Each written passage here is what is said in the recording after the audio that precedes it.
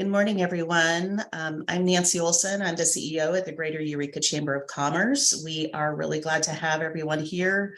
It looks like we have about a little over half of the people who have registered have joined us so far. So I expect a number more will join us. So that's exciting. That means that this is a topic that's important to our members and to our community. And people are interested in what folks have to say. So I am going to go ahead and share my screen with you all and just walk through a few things as we get started.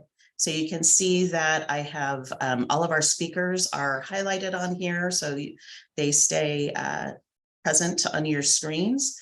And I'll walk through a couple of things that we are planning to do to help walk through this together. So here we go. Welcome to Conversations with Leaders and talking about Humboldt's housing crisis. One of the things that I think is very important for us to all make sure that we understand is Humboldt's not alone in this housing crisis, and California is not alone in this housing crisis. It is a national challenge. We have some unique issues here in Humboldt, and we have a lot of people who are working to address the issue. So just keeping in mind that we're not alone in this, and solutions are being worked on at many different levels. But we're going to stay pretty focused for most of the conversation on what's happening locally. So our goals and outcomes for this conversation are to give you all an in-depth look at our current and urgent housing needs. We want to get an idea of what current housing projects are in the works and what's planned for the next 5 to 10 years out. So that's one of the outcomes that we hope to have out of this conversation. We also want to have some productive conversation about how to move forward to fully meet the needs for housing in our county and the different jurisdictions within our county. So that's what we hope to bring for you all. And, we're not going to solve all the problems of the world in a single conversation, but hopefully we can make a little bit of progress toward those goals. Our speakers today are Leslie Castellano, who is Eureka City Council member, Chris Dart, who's the president of Danco Communities, John Ford, who's the Humboldt County Planning and Building Director, Kurt Kramer, who's the president of Kramer Investment Corp, Miles Slattery, who is the Eureka City Manager, and Mike Wilson, who's the Humboldt County Supervisor. There are lots of other people we could have invited, but we felt like this represented a pretty inclusive spectrum of folks who are involved in this topic. So I just want to give them all a really big thanks for giving of their time. We had a robust conversation yesterday in preparation for this, so I'm really excited about what they have to share with you all. A couple of things that we want to share with you all, kind of our group expectations, as we call it here. This is a program that's exclusively for members of the Greater Eureka Chamber. We do record this, and in that way it's made public so other people can view it, but participating in the live event is exclusively a chamber member benefit. We are very glad to have an exchange that includes a variety of perspectives. And in that vein, we want to make sure that all of our participants are engaging with civility and respect. And we have a lot of ground to cover. So we will be making sure that we keep to the topic that is our focus for today. So just, keep it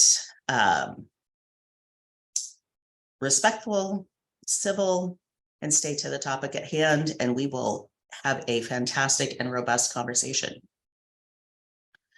I'm going to share with you some data that comes from, and this is some of the first data we're sharing from a pretty robust survey that we did of our Eureka Chamber members just last month. So we sent it to all of our chamber members. There's about 475. We got 124 responses, which is a 26% response rate, which is a very respectable response rate. So for everybody on the call who responded to that survey, thank you very much. You are informing our community and informing our work moving forward. So some of the questions, I'll share with you just some of the questions that that are housing related that folks responded to. We gave folks 21 potential responses in terms of what our advocacy priorities should be in the coming 5 years. So first and foremost, as one might expect, attracting and retaining businesses in the community was number one, healthcare number two, housing at all income levels number three, and homelessness number four. So housing and homelessness are really critical and top of mind for our business community. I think this is really telling. And of course, housing and homelessness feeds into all of the above. You know, healthcare, how do we keep doctors and medical professionals here, make sure that there is adequate housing for new folks coming in so that people will want to stay here, that type of thing. And then of course, attracting and retaining businesses such as, you know, folks in offshore wind and many other things. So, so you can see we've got housing touches a lot of different topics. A couple of other things that I wanted to bring up, and you may ask why parking, because it's a hot topic, as many of us know. But housing, we asked our members if their employees struggle to find adequate and affordable housing. 54% yes. 54% of our businesses say that their employees are struggling to find housing. 49%. Almost half of our businesses said housing issues make staffing their business or organization difficult. This next data point, I think, is really interesting and sad. We asked them if they had houseless employees that struggled with being unhoused in the past 12 months. 18% said yes, and another 11% said they were unsure. So there might be. So almost 1 in 5 businesses have employees that are struggling with being unhoused. And we asked that in the context of, are they living in their car, living on the street, living, couch surfing, or living, in non-permanent housing? And that I'll take just a minute on that. We have 2 of our board members have told me separately that they had professional level people that they had hired who are making decent wages that should allow them to find, to secure housing.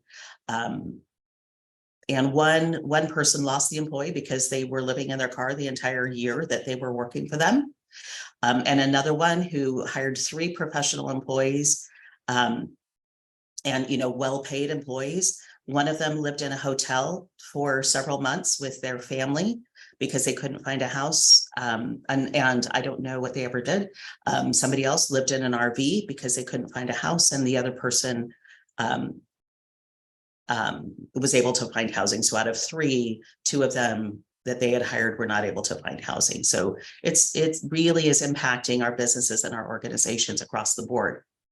A question that somebody had asked me to inquire about is whether or not our businesses would support building up, and up as in tall. 88% support building 3 or more stories.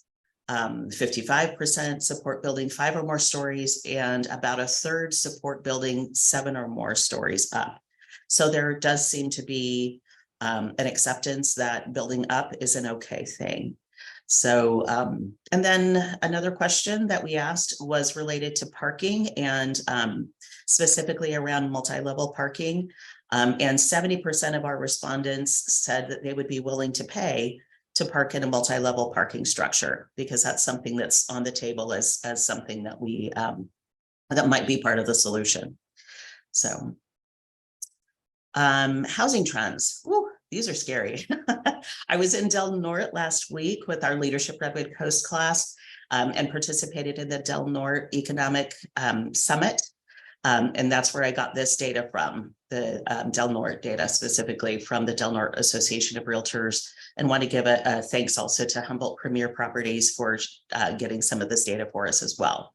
So you can see from 2018 to 2022, there's been a 64% increase in housing purchase prices. So that's really massive. And then we couple that with, increased interest rates that are some of the highest that we've seen in many, many years. And you can also see that that kind of tracks along with Del Norte that had a 62% increase. Also, a quick question. And again, I just want to give a quick thanks to Felicia at Humboldt Premier Properties and also the US Census about this other housing data. So Felicia shared with me that, based on her data that she has historically spring inventory. So spring inventory this time of year is well over 400 listings historically, but 2019 was the last year that held true, and we've declined fairly significantly. So as of earlier this week, there were 304 active residential listings in Humboldt County. A couple of other things that were shared with me, only 26% of housing listings in the last 30 days are less than $300,000. And anybody who's tracking housing right now know that a home that's going for $300,000 may or may not be livable. So it's probably small and may not be in great shape. To qualify for a $300,000 home requires, depending on credit and down payment and things like that, requires an income of $50,000 to $74,000. And our median household income here is $53,000. So even if there were more housing available, we have a lot of people who can't afford it. So that's just for context. And want to give thanks also to Darius from Rentor for giving us just a little bit of information on renting. It's not tracked as diligently as home buying is, but we're giving you some information that we can here. As many people know, you generally need about 3 times the monthly income for rent. And I think I interpreted that strangely and it doesn't read right. So if your rent is $1,200, you need to have income of $3,600 or $43,000 per year.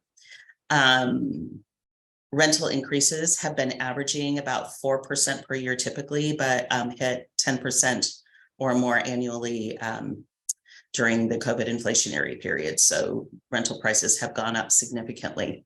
And then here's some data related to the housing cost increases for 2-bedroom units. And you can see that it's gone up.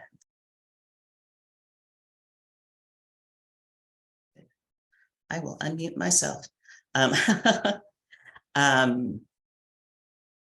So you can see that housing rental prices are going up as well.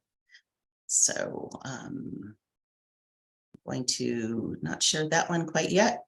And then also just wanted to share a little bit about population growth, and then we're going to have Leslie talk about population growth and that type of thing to help further set the stage. You can see that our population has declined in recent years, but that may not be an accurate picture for our future. So I just wanted to share this. This is kind of historically what's happened with our population. So you can see, I don't know if you can see my cursor, but it's down here on the lower graph in the lower right-hand corner. You can see that there's net loss in our population, but we have a lot of things happening in the near future that may shift that. So with that, and just so you know how all of this is going to go, I failed to share with you all. So we are going to go through a series of questions with our speakers. And if you have questions throughout the session, you can certainly put those in the chat. And we've asked our speakers if they are able to do so to respond to questions in chat throughout the presentation, throughout our time together. And then at the end, we will also open it up for Q&A as well. So go ahead and use that chat function as well to ask any questions that you may have. So let's go ahead and get started. So Leslie, you're first up. What is the projected population, the projection for population growth in our area? And what are some of the factors impacting it? And Nancy, did you want to still do introductions, or are we just gonna? Oh, heck yeah. Thank you for catching me on that. You all are sitting there like, oh, Nancy, she screwed it up. But thanks for catching me on that. So yes, absolutely. So let's go ahead and let's start with you, Leslie. Okay. So let's do that, and then we'll come back to the question. Sounds great. I'm Leslie Castellano. I'm a Eureka City Council member, and and the reason I'm here today is because I'm fairly deeply involved in advocating and supporting the implementation of housing at all levels in Eureka and in Humboldt County. Some of the ways that I support that are I host a weekly open conversation that's cross-sector about housing, and where people from economic development, developers, just a wide variety of people get together to discourse on housing and really to see what are the opportunities to collaborate to implement housing at all levels. So, everything from low income, affordable to workforce to, above average income level housing. I also am on the Cal Cities, which is a statewide housing and community development policy committee. So in that arena, I get to advocate for housing policy. And then I helped co-organize a roundtable about housing. I'm helping to plan an ADU symposium for later this year. And I also, about a year ago, did a survey of over 200 renters in the Humboldt County area, where I really gathered information about what are people's concerns as renters. And just to speak to that, there's a pervasive and driving concern of people who have housing of feeling that they could potentially lose their housing and they wouldn't be able to afford to get new housing. And, and one of the themes that came out in that survey is that people really felt like they, often are in, I don't want to say substandard, but maybe housing that wasn't ideal for them, but they were kind of making considerations, adjusting their lifestyle, maybe even, afraid, whether, necessary or not, afraid to share their concerns about like the condition of their housing with the landlord for fear that they might lose their housing or have their rents increased. And so that, has helped kind of drive some of the work I do related to housing policy as well. And then, of course, being a city council member, always looking at that relationship between economic development, incoming industry, then, the needs for the city and our citizens to support themselves financially as well, and how housing plays a huge role in that. And I will pass. Next up is Chris. Hi, good morning, everyone. My name is Chris Dart. As Nancy mentioned, I'm the president of Danco Communities. We are housing providers. Our offices are in Arcata. We make most of our offers are in development, construction, and property management. So we do all three of those disciplines. We are currently working in 3 states, California, Oregon, and Arizona, but primarily California, and many of the counties within the state. We've been providing housing in Humboldt County now for over 35 years. We do have an expertise in senior, family, and supportive housing with people who are in the low-income housing or the low-income categories. We're really known for that in the area, but we also do a lot of market rate housing as well, and have for many, many years. What do we see our role as? I think we see our role as one of the major providers in the area. We have several projects going through the queue right now in the county and the different incorporated areas within the county. And, we'll continue to do that and continue to build up our inventory of projects and new units. And we're very active in this space. We have 300 plus employees. You know, we're a very large employer in the area, and we'll continue to do that and be active in this space from now and then in the future. And I'll pass. Thanks, Chris. John, you're next. Great, thanks. Thank you for the opportunity to participate in this discussion. My name is John Ford. I serve as the Director of Planning and Building for the County of Humboldt.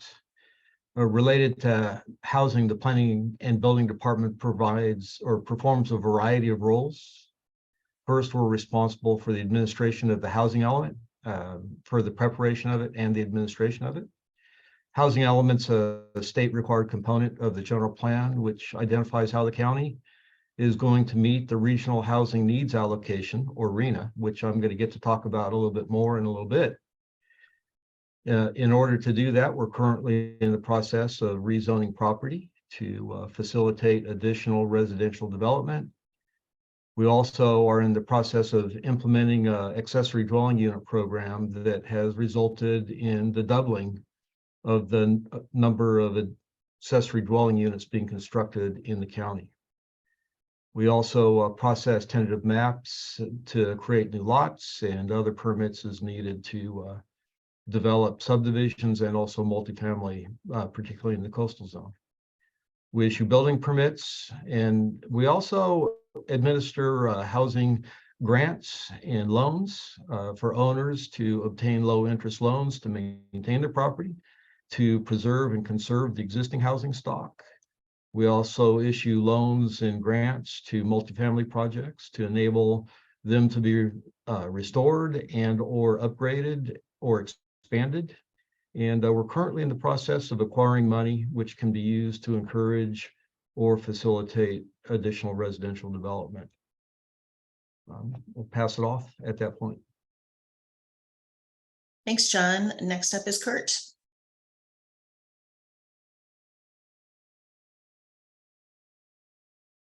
Kurt, you'll need to unmute. Okay, got it. Kurt Kramer here. Got started in 1981, a little town called Fields Landing, 42 years ago, building a single family residential house with an accessory unit. Since then, we've gotten involved in everything from student housing in Arcata to senior housing in Eureka, downtown core area, historic preservation work, warehouse and mini storage, and kind of a little bit of everything in the county. We're currently involved in a project McKay track out in Cotton area that we started in 2004. So just inside of 20 years, we finally got the approvals in place. We're working on a 70-unit project in Fortuna that's probably 2 years into entitlement right now. So those are some projects that we've got on our drawing boards, and a lot of experience working in this county. Also did some things up in Oregon and Southern California, Central California. So we've got some experience elsewhere, but this is clearly where we've spent most of our time and efforts. Thank you. Thanks, Kurt. Next up is Mike. Good morning. Thanks a lot for having me here. My name is Mike Wilson.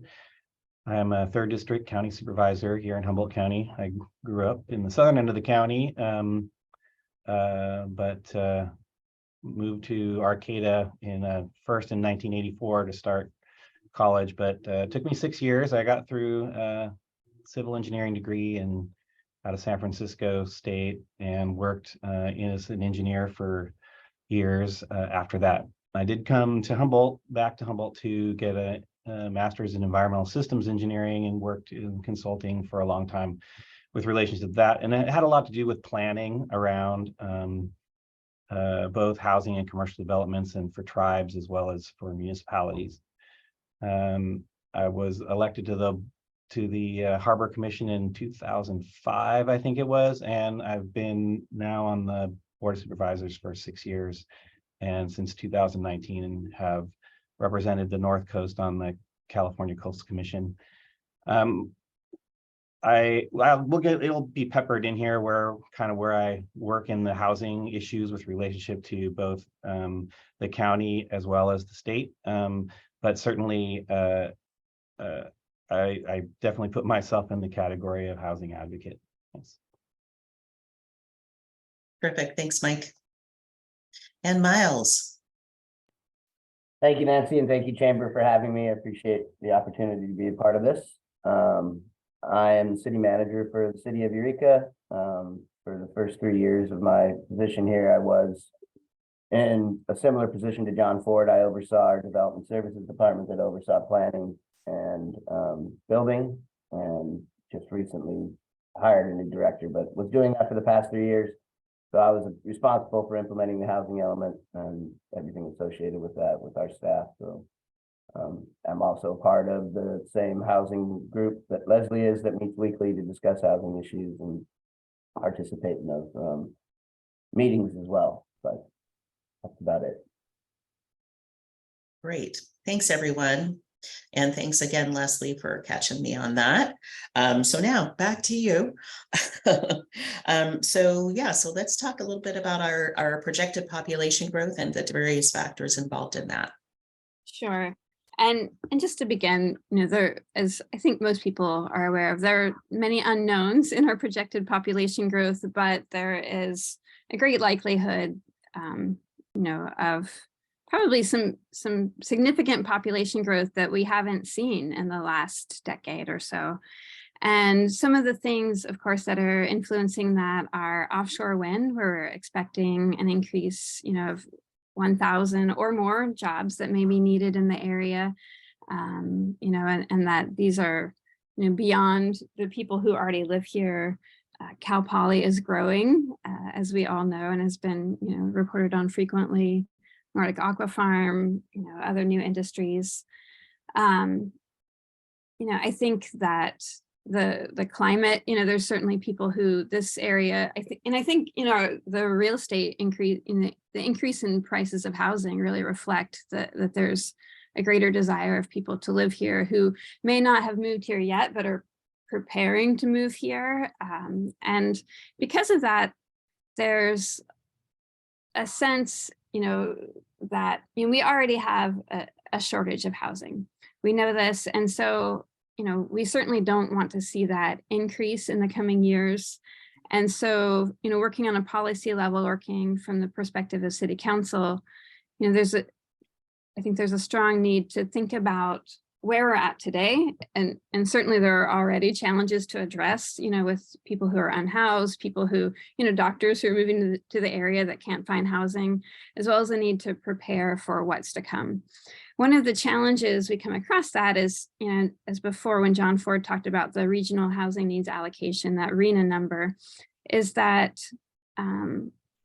so that's a number that's assigned to the county and goes through HCOG, Humboldt County Association of Governments, where then so basically we get a large number that kind of tells us how many houses we need to build and to basically to plan for building in the region. Those then are further assigned to individual municipalities and governments to ensure that we're planning for those those numbers of housing in our planning documents. The department that does that is Housing and Community Development with the state. They get their numbers from the Department of Finance. It's an interesting relationship. So just last week we met with the Housing and Community Development Department, and we're basically saying, hey, the Department of Finance has not considered population growth when they've assigned us our RHNA numbers here locally.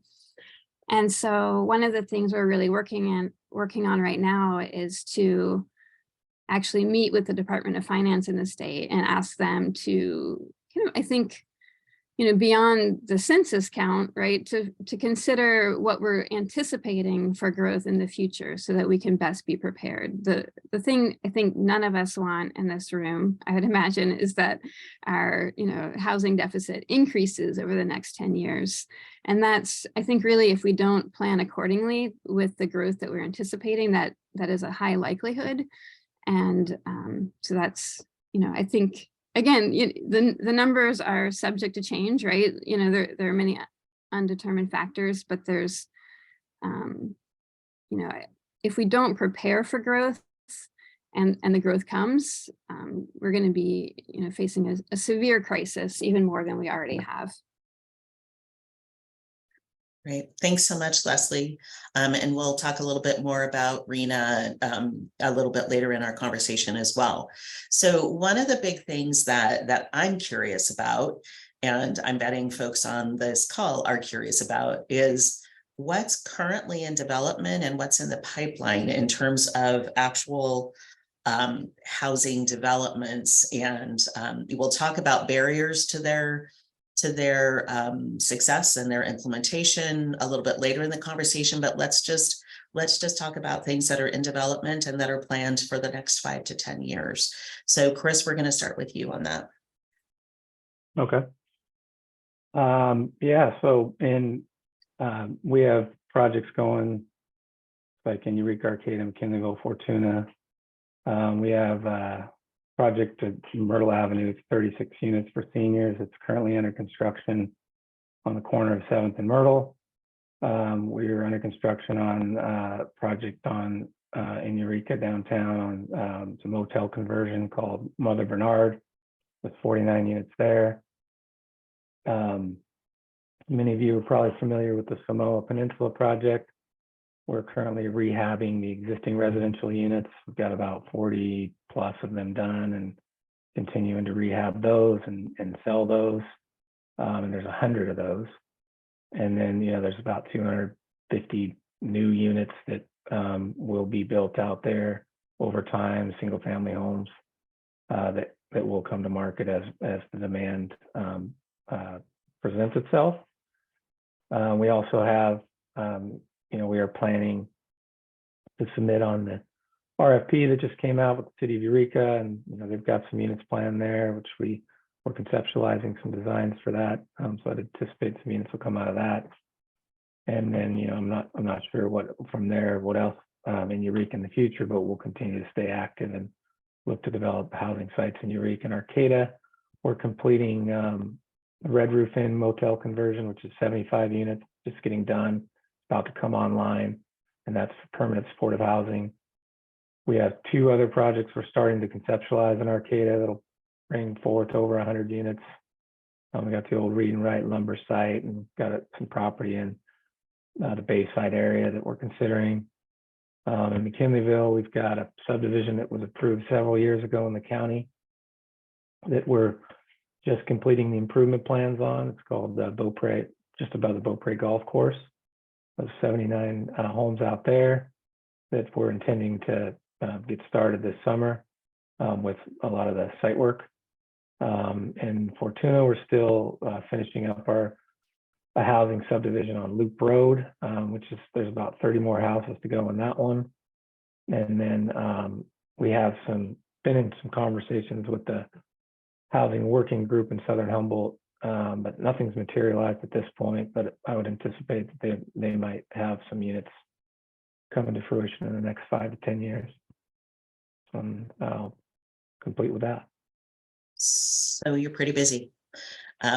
Chris, how many units? I was like writing down and I kind of lost count. How many units is that contributing to the housing stock here? Approximately. I didn't total them, but it looks like maybe 800. Okay. Somewhere in there. Great. Thanks, Chris. So Kurt, fellow developer. If you want to unmute. There you go. There you are. As I mentioned earlier, we just finished up entitling the McKay Ranch project, which is 320 units, mixed use. So small lot to view lot project. And then we have 70 units in Fortuna that we're just starting the building permit process. So that should be entitled and ready to go this summer. And then we have a number of lots between Fields Landing and Fairhaven that have some potential development opportunity. But as those get into the coastal zones, makes it pretty difficult. So really right now, our focus is the Fortuna project. And then after that, John Ford and I have some difficult tasks to do to try and get McKay Ranch to a point where it makes economic sense. There you go, Frank, and appreciate that. So you're looking at another 450. 400, Yeah, 400. yeah, okay, great. All right, and well, I was going to ask you a question to clarify, but we are going to get to that question, so I'll let you go. So Miles, why don't you talk about what the city's up to?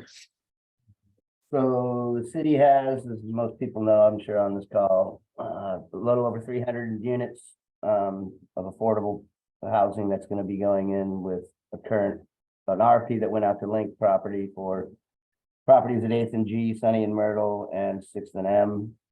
We have 2 RFPs out currently for a total of, I believe, 110 affordable units. Then we're working on the Earth Center behind Bosco's Brewery.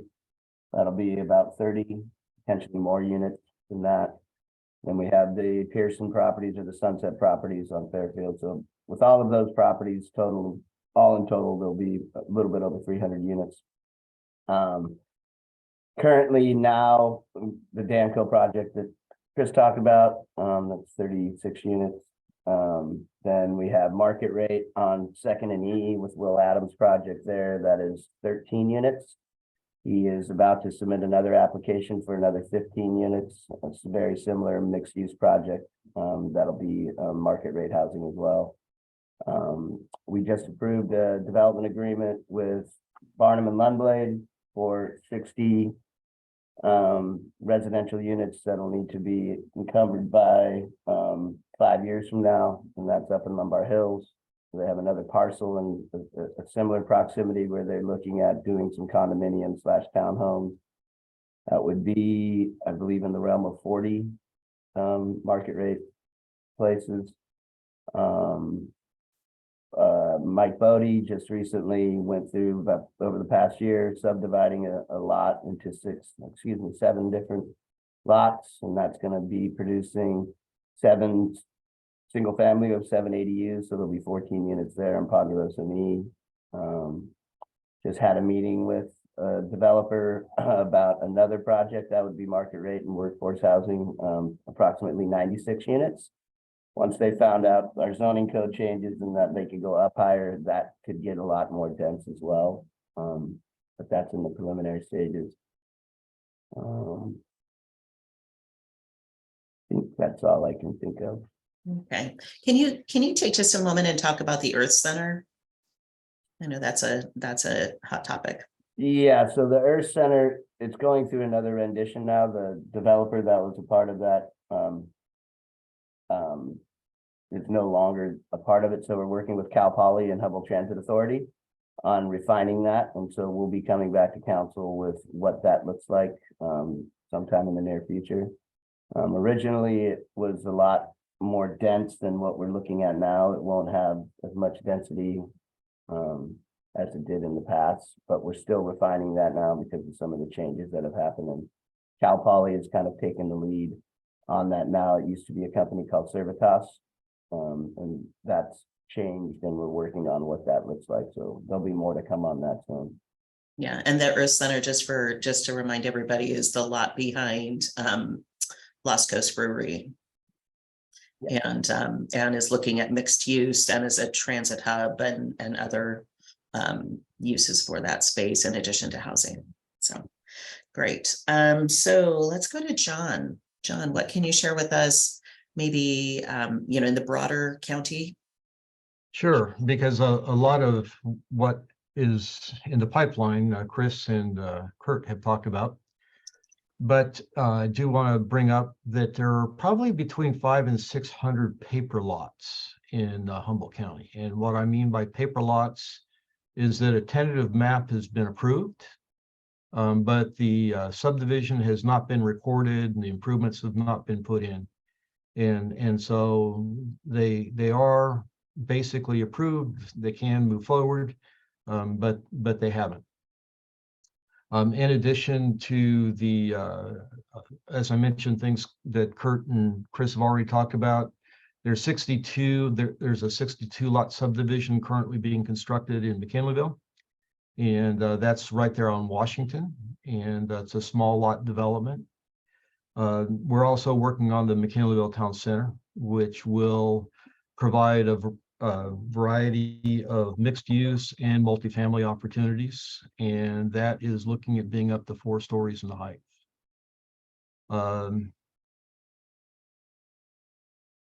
Seems like I'm missing something really important, but those are probably the bigger ticket items. Oh, there is one that is in the conceptual pipeline that's off Indianola, between Eureka and Arcata, that would propose several hundred units, be mixed use, include transit facilities, and that would be able to service both Cal Poly and the things going on the peninsula. Great, thank you so much. Interesting data. I appreciate that. So Mike, could you talk a little bit about what's happening in with the Gateway project and other aspects of Arcata? I can, although, it is not the jurisdiction that I have direct influence over, but I do live in it. So I'll speak to it from an observer's perspective. I also want to, sort of lay the groundwork with relationship to the City of Arcata's general plan process from over 20 years ago, and what it has basically enabled Arcata to build in terms of housing, and certainly from a multi-unit housing perspective. We've seen hundreds of units going in various projects, and I know Danco's had some of those, and as well as our other local developers. So we've seen a pretty big growth in that space. We're also seeing, and that came from a general plan that was very specific and very prescriptive, and took a lot of the unknowns from development, or from the developers, so that they could know what they were getting into. Right now, there are several projects that we can talk about that are in the pipeline with Humboldt State, as well, which I think Chris alluded to with relationship to, there's 800 units that they're proposing at the Craftsman Mall, but then they have some other properties that they've purchased where we haven't necessarily seen the plans for, but we'll probably see some density with relationship to that. And yes, the City of Arcata, very close to where I live, is proposing what's called the Gateway Planning Plan. It is basically an update to the general plan with relationship to what kind of entitlements and encumbrances there might be in that area, which is, I guess you'd say, west of K Street, and in an area where it's fairly mixed use currently. And the issues that are of controversy, I suppose, and the main one is building height and density, and then also some traffic circulation issues around that. But the goal is to, increase housing in places where housing is not just most needed, but also has less impact with relationship to land use and climate. And I would say that we have to remember that housing climate, or our housing issue, our housing crisis is also inextricably linked with our climate crisis. And so I think that's something we have to, grapple with. I do know in relationship to Open Door Health Clinics building a new clinic, but they have 2 other sites that they're looking at building worker housing for in the City of Arcata.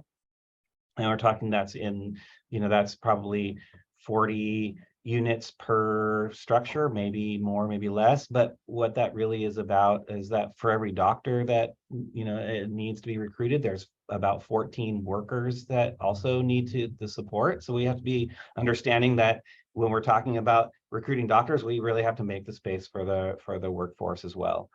And I just want to shout out to Arcata House and the creation of those 50 units for very low income housing, basically formerly homeless people to be able to have a place to live as part of the our Home Key project, which Eureka is also having. And just as a side note, that is impacting our visitor serving capacity, and we have to think about what impacts that might have on housing through short-term rental issues and stuff like that. So there you go. There's my sort of like overview, Arcata centric, but I will say, most of my work is in the county. Great. Thank you, Mike. Appreciate that. Leslie, just circling back to you, see if there's anything you wanted to add. No pressure. I was just going to say, I think Miles and Chris spoke to it in some degree, but Eureka it's a city that's pretty much built out. So when we talk about adding housing, we're primarily looking at infill development. And that's where, the city of Eureka's planning documents really reflect that need in terms of, looking at higher housing units, small lot subdivisions, accessory dwelling units, motel conversions.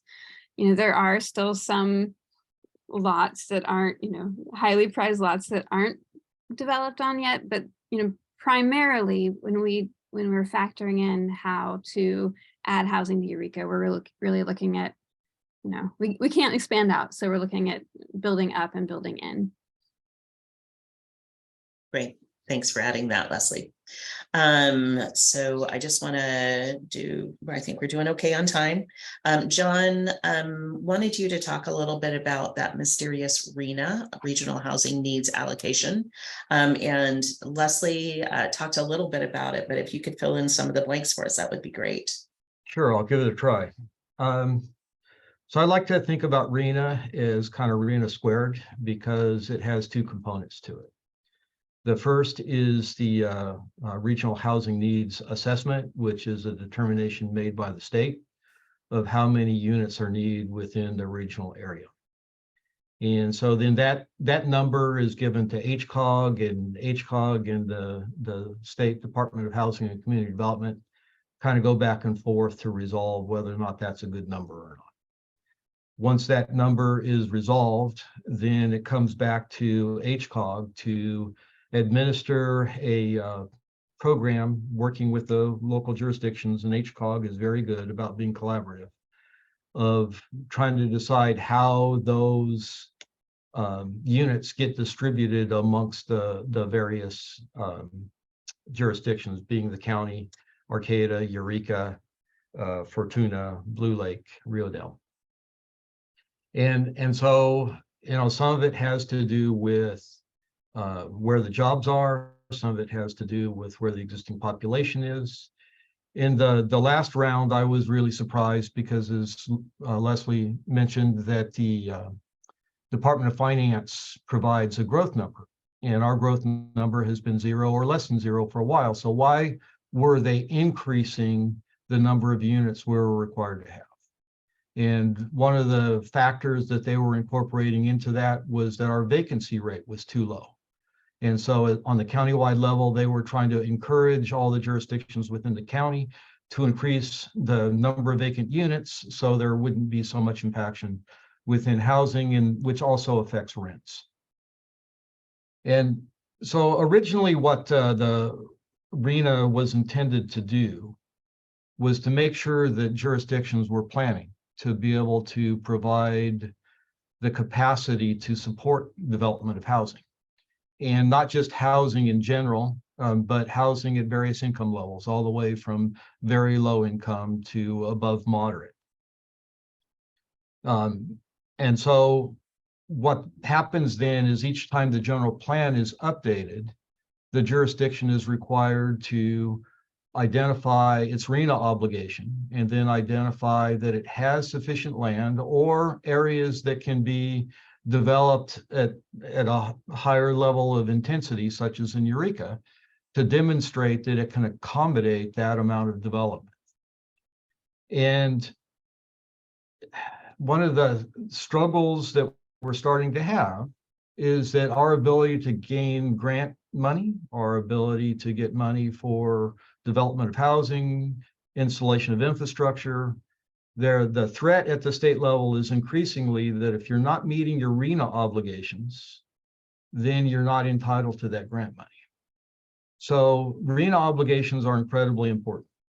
And as Leslie mentioned, we're in a unique situation where it's not really a matter of, just meeting our RENA obligation. We've probably got more growth that's going to happen over the next decade than what the Department of Finance envisioned before it recognized that offshore wind was coming along, Cal Poly was going to expand dramatically, and that there are other coastal dependent uses that we're looking at developing around the bay.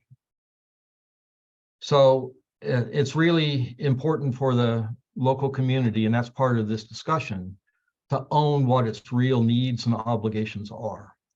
One of the struggles with RENA is that because it assigns a number to each jurisdiction, that jurisdiction then kind of fights to get credit for its development of units. And the reason that this is becoming more and more of a tension is because the state's increasingly realizing that housing is a regional issue, not just a local jurisdiction issue. So the state is actually starting to allocate grant money to develop regional trust funds, to develop regional money to be spent regionally. But RENA hasn't caught up with that yet. RENA still doesn't recognize that if jurisdictions came together, if Eureka and the county came together and said, we want to do this development and we want to do it in the county, but we want to share credit because we're both participating financially or we've got a regional trust fund to do it.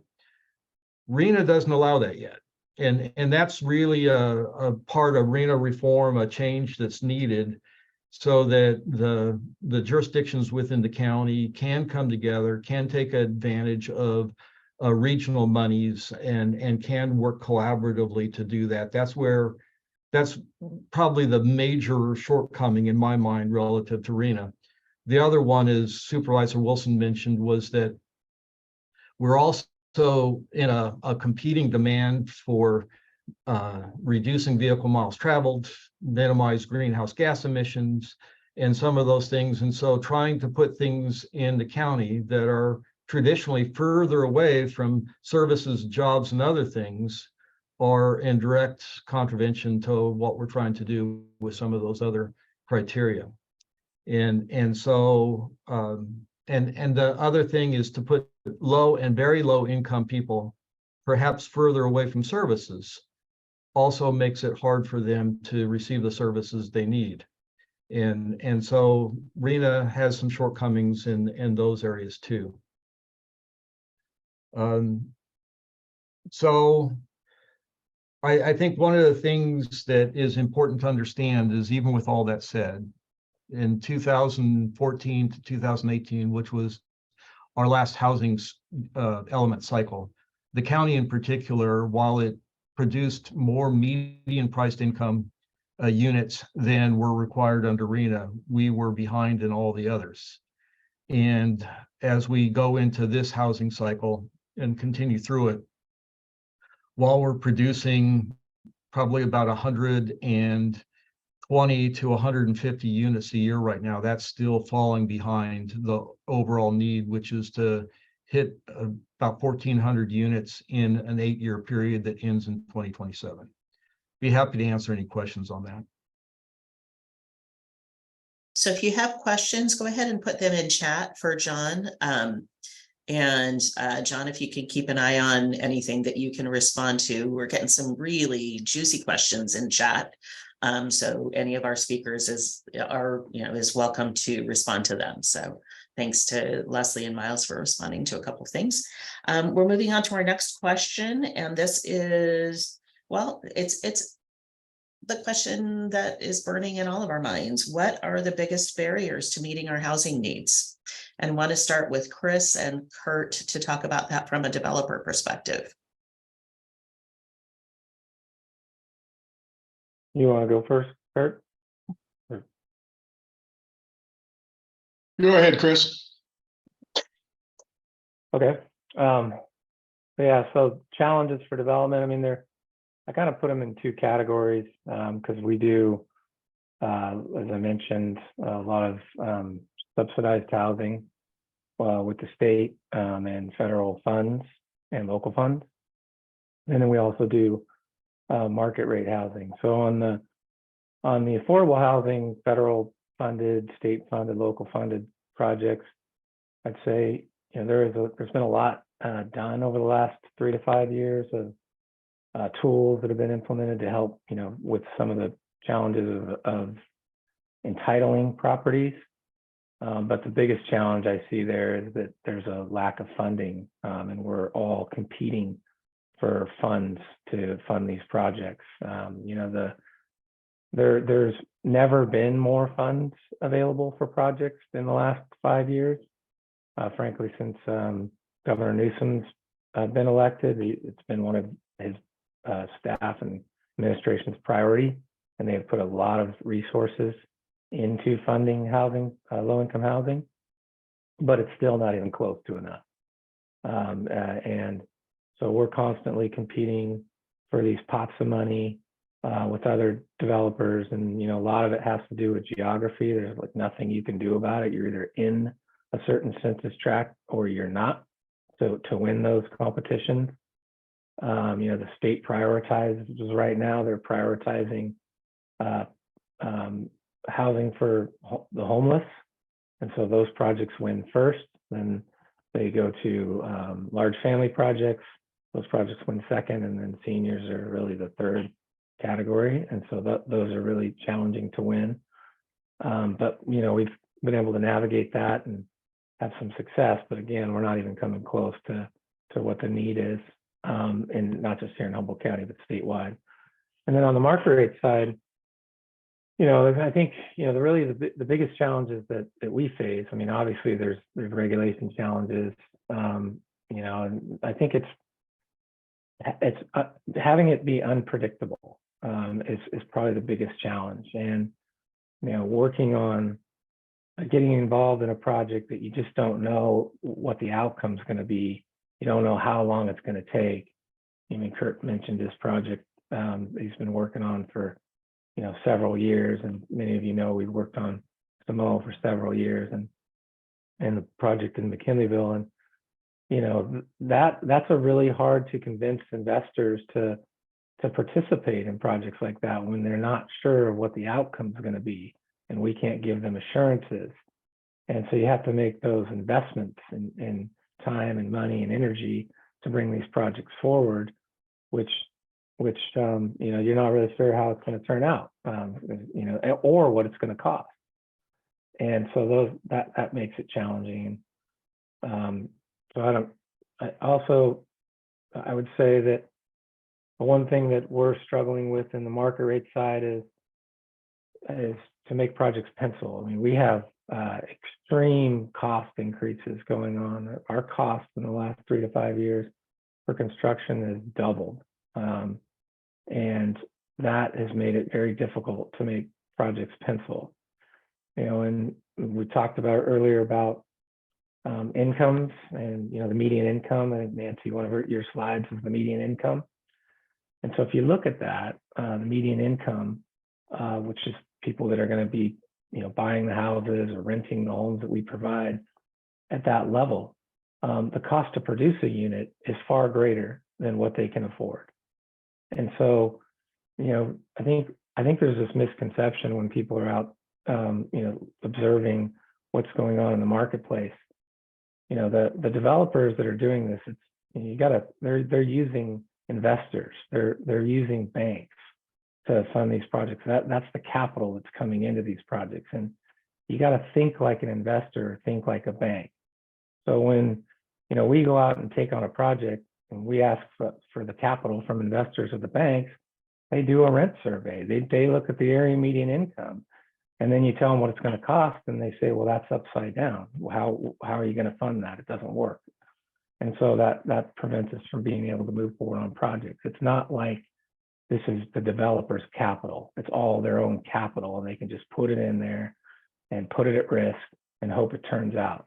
There's highly sophisticated banks and investors that are scrutinizing these projects, and they just won't move forward or fund them unless they make sense. And really, we don't have a population here that can afford the housing, and for what it costs to build these high interest rates and all the cost of construction. And I'll let you chime in from there, Kurt. Thanks, Chris. I think you did a great job outlining the hurdles that we're facing. And if you take McKay Ranch as an example, if it takes 19 years to entitle it, there's nothing about certainty that comes into play in a project like that. I just happen to get caught in ownership and have enough tenacity to keep fighting through these things. Had you told somebody ahead of time that it was going to take you 20 years to do a project, I think they would have all just said, thank you very much, I'm going somewhere else. Which is one of the lines I've learned in life, is that money doesn't sleep at night. So the minute you get involved in a project, there's either investors or an investment that is, you're required to show some sort of a return. Those are very big hurdles. And as I mentioned in our kind of pre-call yesterday, when you look around the development community, we're getting older. There's no youngsters involved in this project. When I got started, I was 20 years old. There's no 20, 30-year-old guys out there doing this stuff. It's so capital intense now. And it takes so long to get things approved that you've just basically told everybody we're closed for business. Keep trying if you're interested, but for the most part, we're not open for business. I don't know the number in the state of California, but I think it's significant, like 30% of the cost of development is relative to the entitlement piece. It has nothing to do with the construction. It's just going through all the processes. You know, when I started, I didn't even know what the term consultant was. And now I have a Rolodex of consultants that are involved in every aspect of entitling a project. You don't have the expertise to go in and entitle a project anymore without employing or contracting with a bunch of consultants. Now with this new energy code updates we probably had 2 or 3 of them in the last 5 years. Big difference in what it costs to get things done. And, you know, one of my lines is that we're building a world we can't afford to live in. So while it's important to have all these things, are we getting to a point where it's just uneconomic? I would argue that McKay, while it's entitled after 20 years of efforts, is still broken. We've got infrastructure that is lacking. It doesn't exist. So in order to get the project moving, we've got millions of dollars worth of efforts to get moving on. At the same time, we've got a district that is looking to increase capacity connection fees, and they look at development as it's on its own. We're not here to help you. You're on your own. Well, it's not going to. You can't increase your capital connection fees and not put any of that money towards development offsets, i.e. $3.2 million increase in hookups on McKay, but we're not doing any offsite work for you. That's still on your own, and you still got to go in and do all the work on site. So we talked about Lombard Hills earlier, and Miles did. That one's in its 3rd, or at least 2nd, development agreement that started 20 years ago. We also at McKay put a 20-year agreement in place, and I would argue that based on what I see right now, it could go 20 years. There's going to be some efforts made, but you know, then we're hearing the county's kind of talking about, well, what other impact fees can we put on development to raise money for other projects that need to happen? I mean, we have literally hit the wall on market rate housing. And then when you hear Chris say that there's a finite amount of resources available for the subsidized housing, big question as to what housing are we going to go? There seems to be a big move towards mid-rise development, but I don't see anybody really doing it on the market rate side. There's talk of it. We haven't seen it done yet. I think it's very difficult to do. And I don't know who the building community is that's going to do it. So when I look at the Gateway project in Arcata, it gives me pause that, and I've had conversations, what's your backup plan if that plan doesn't work? Because I got news for you. I don't think it's going to work. And then you watch Humboldt State come in and take a project that Arcata turned down and they can go right to Long Beach, get the approvals done, come back in, build the project bigger, taller, higher. And everybody else is standing around watching this thing, and the development community is going, again, we feel like we're closed for business.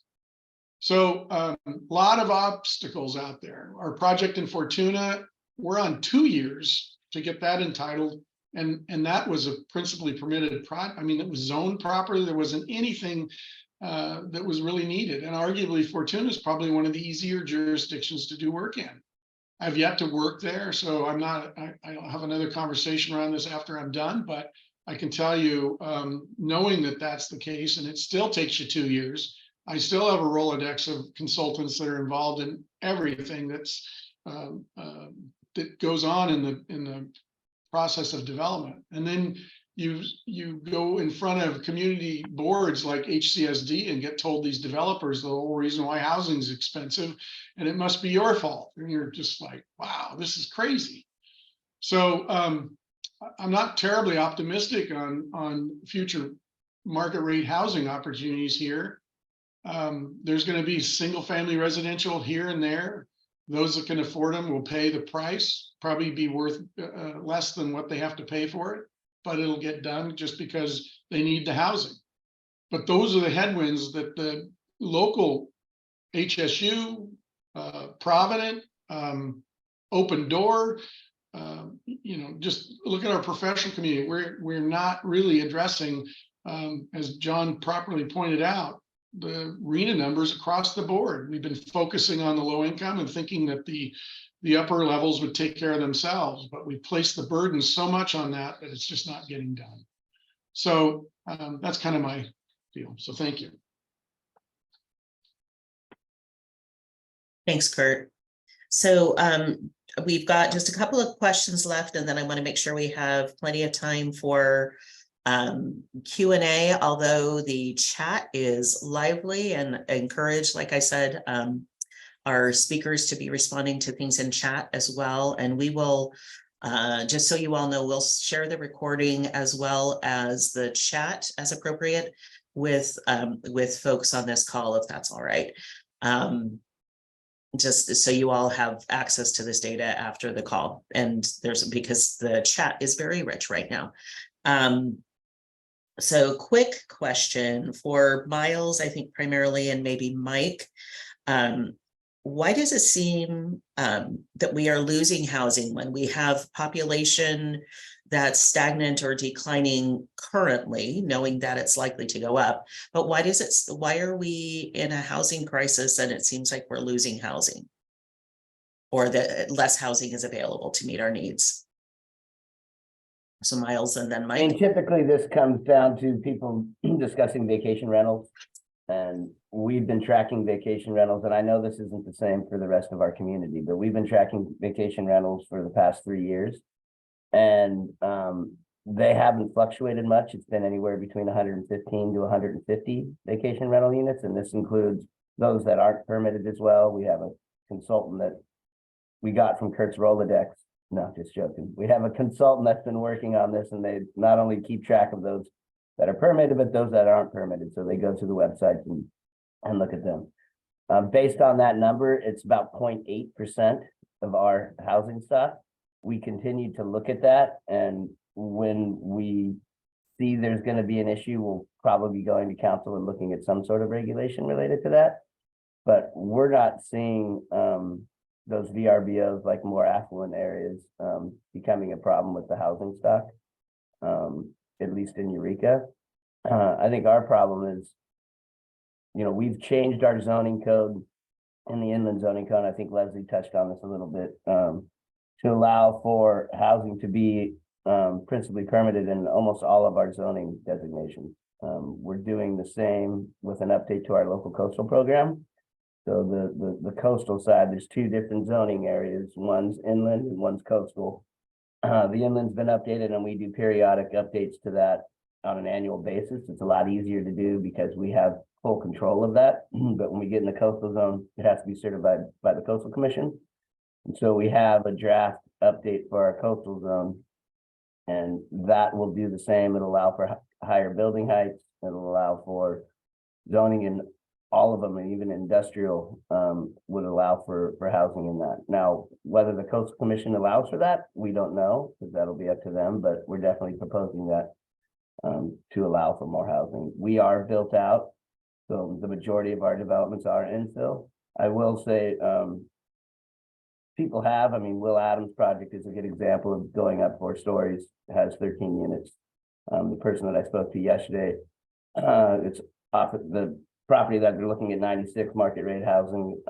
They were very happy to see that the height limitations and some of the changes in the building code allow for. It's still expensive, don't get me wrong, but they feel that it will pencil out. But yeah, I think that the zoning will help a lot in the city of Eureka, and it has helped a lot in the city of Eureka. We've seen a significant increase in ADUs. We're also doing a revolving loan for ADUs. We're working with Coast Central Credit Union, where we would offer up the money for construction loans to build ADUs, which is probably the biggest hurdle for folks to build ADUs. And so we would offer up to, I think, $300,000. Once it gets built, we would get that loan paid off by Coast Central Credit Union, so that they can cover the cost of that. And so we would have at least 4 or 5 at a time that could be revolved throughout the community so that people can build ADUs. And that program is going to be coming out soon. Yeah, I can speak a little bit to loss of housing. I'll kind of start with the sort of the cauldron, which is the coastal zone. And to speak to Miles, it's not just a decision of the Coastal Commission, but an interpretation. It's the Coastal Act and what the provisions are around that. But really, with relationship to loss, I mean, what I have seen firsthand with relationship to other parts of the state where housing becomes more desirable and there's a pressure on housing, and there's a history around pressure on housing. There is a lot of discussion around the sort of extensive zoning, single family zoning limitations that were first created to limit who could live in certain neighborhoods. And that has a sort of a history around that. And then that NIMBYism with relationship to that created a lot of housing scarcity. And so that scarcity then also creates the prices to go up, and then when that happens, then housing becomes a commodity. And we see this in places, especially where pricing really goes up, especially in the coastal zone and other places that are desirable. And then people invest in the housing as opposed to housing people in the housing. And so you see people buying them for second homes, for short-term rentals, vis-a-vis Airbnbs, and we start losing housing associated with this. And even in the county, I think we have about 1,000 short-term rental units that we see that we have in our inventory. If even half of those were conversions out of long-term housing, and it's a very conservative number, then it's really hard to keep up with that. It's hard to keep up with vacancies associated with housing where people don't live in the housing anymore, or when they're second homes. And we just seen a trend with relationship to that on the west coast of California. And so it's actually created a loss of housing. And we even see that in the coastal zone where I've seen many conversions out of like duplexes and triplexes into 5,000 square foot vacation homes, and in the southern end of the state. And and I'm hoping that we don't see that kind of loss here in this area. But nonetheless, those are issues with relationship to the Coastal Act, the Mello Act, which was an add-on in the 90s under the Republican legislature and governor. Took away the ability of the Coastal Commission to consider housing as a coastal resource. And so everything is above housing in that. The commission itself has been trying very hard to get that authority back so that we can balance housing into those considerations, because we think that it's very, very, very important to maintain especially the working people's ability to live in the coastal zone in order to provide the services that we expect in those spaces, but also everybody else. So I think those are some of the issues around around that. And as I mentioned, when we convert hotels, then that creates another pressure on short-term rentals as well. And so there is legislation being considered at all levels around short-term rentals, around vacancies, and those other things to try and limit the losses that we see. So we're also trying to build stuff constantly. I think that's really, really important, but we have to remember what we can do also to preserve the housing stock that we have. Great, thanks, Mike.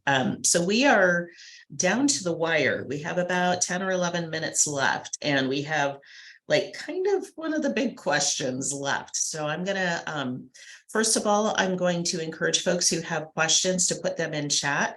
If we are not able to respond to your questions today via chat or verbally, my commitment to you, and we've done this before with other calls, is we will get answers from our speakers that will respond to all the questions being asked. So if you have questions, go ahead and put them in chat. And so last lightning round question for our speakers. What can be done to increase housing development in our area? And we're going to start with Miles, and super quick lightning round response.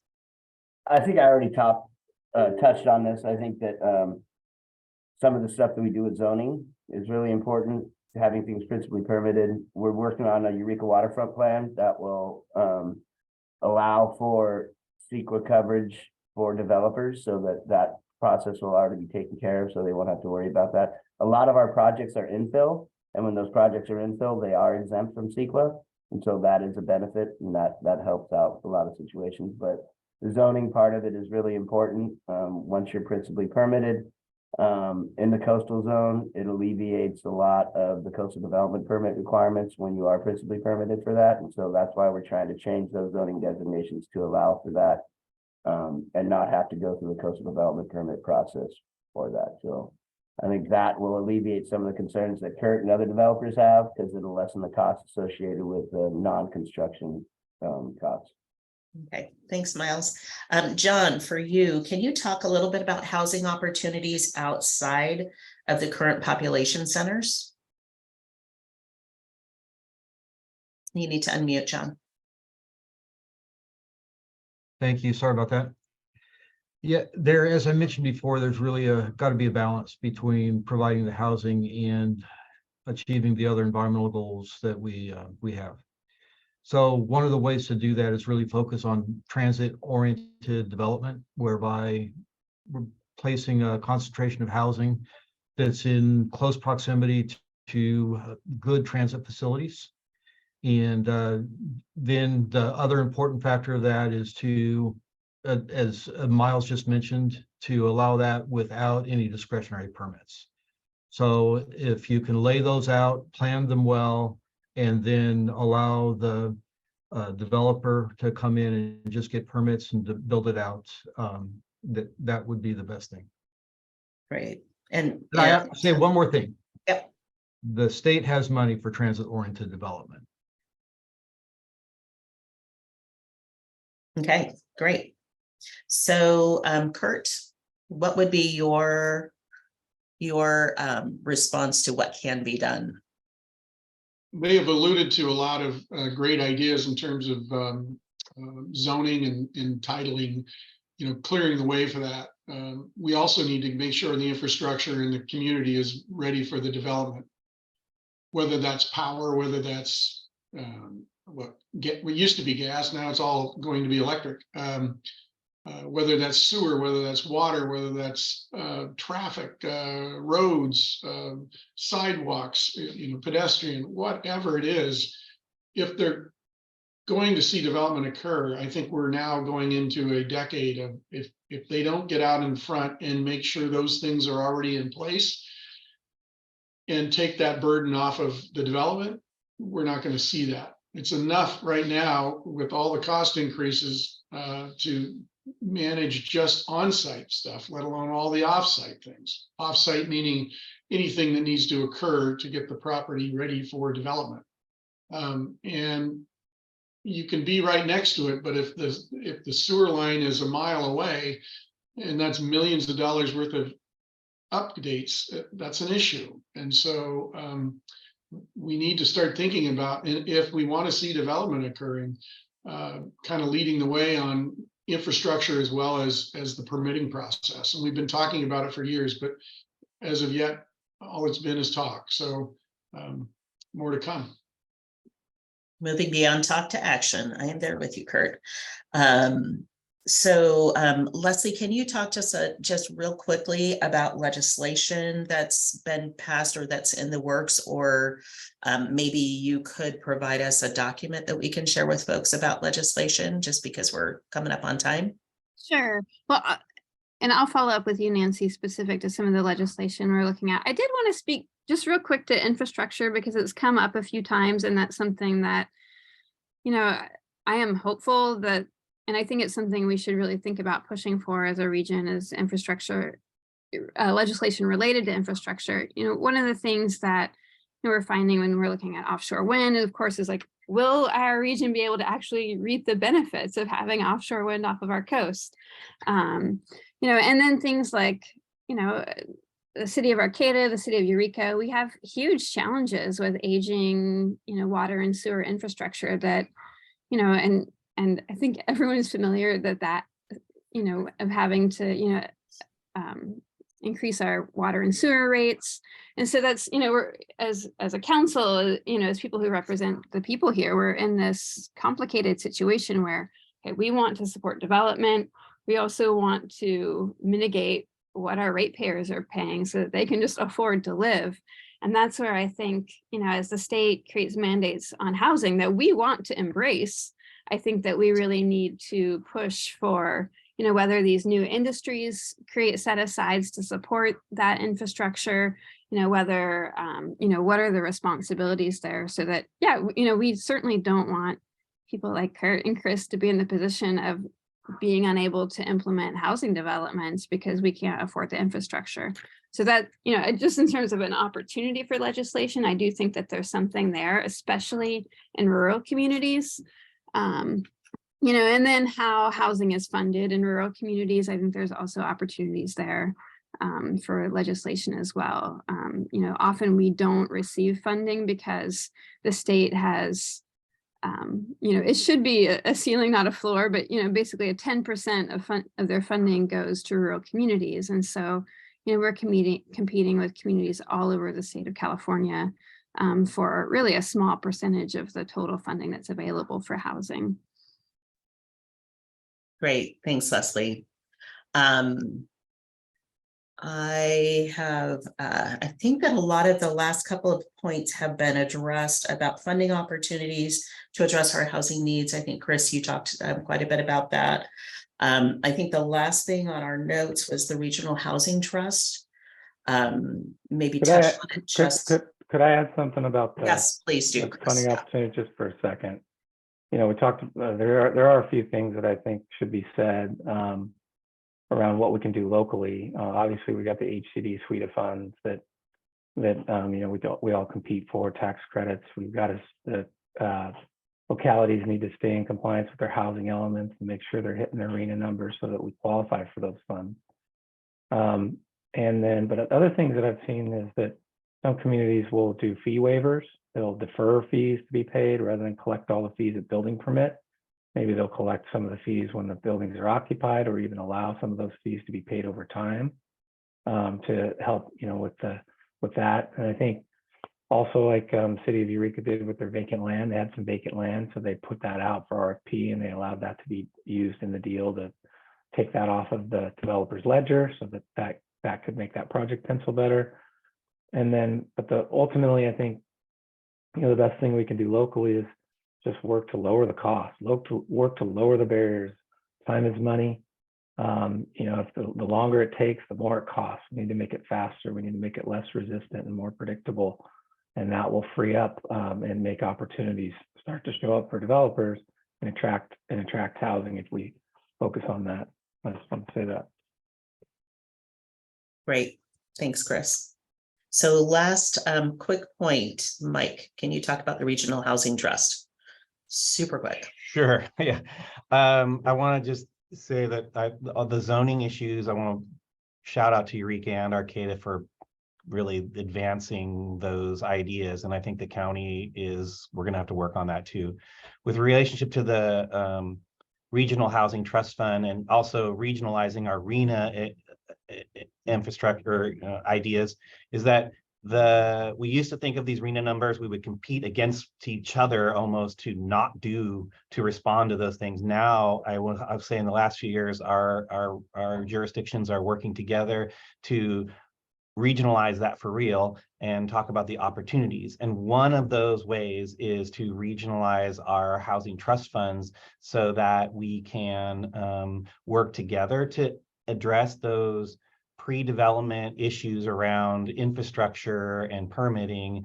And the state and we're working on the state through legislation to make that easier. And the state is definitely moving right now through legislation to allow for more entitlements around building and removing encumbrances around things like parking and other things, which are controversial, but nonetheless, they're increasing entitlements, but they're doing it in very transit-oriented locations and higher density populations.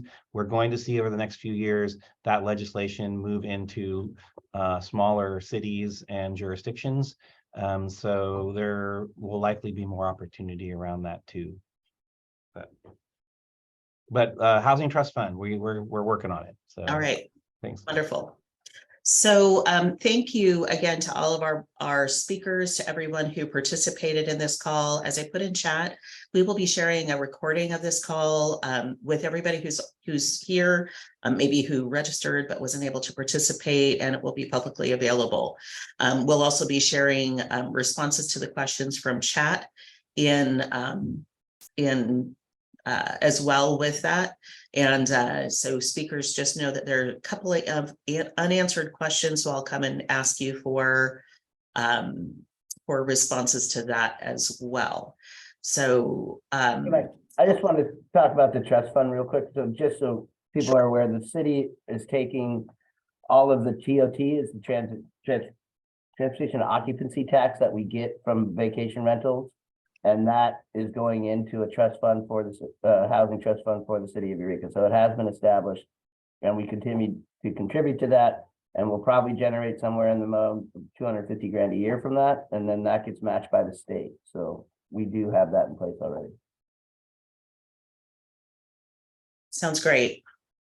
Thank you so much. Again, last chance to put any questions in chat.